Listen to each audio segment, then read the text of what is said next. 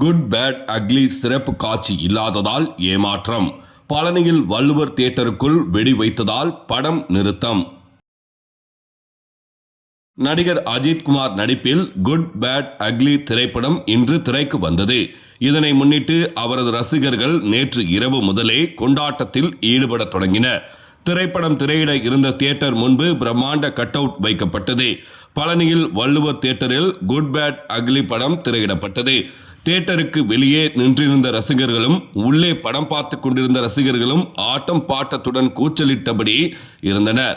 மேலும் படம் ஓடிக்கொண்டிருந்த போது தியேட்டருக்குள் பட்டாசு வெடித்து தூக்கி வீசினர். இதனால் அதிர்ச்சி அடைந்த தியேட்டர் ஊழியர்கள் படத்தை நிறுத்தினர். வெளியில் படம் பார்க்க வந்திருந்தவர்களும் சரவெடியை கொளுத்தி ஆரவாரத்தில் ஈடுபட்டனர். படம் நிறுத்தப்பட்டதால் ரசிகர்கள் தியேட்டர் ஊழியர்களுடன் வாக்குவாதத்தில் ஈடுபட்டனர். அமைதியாக படத்தை பார்த்தால் மட்டுமே திரையிடுவோம் என எச்சரித்து சுமார் 30 நிமிடங்களுக்கு பிறகு மீண்டும் படம் திரையிடப்பட்டது. வியாழக்கிழமை மாலை 6 மணி அளவில் கிடைக்கப்பெற்ற தகவல்.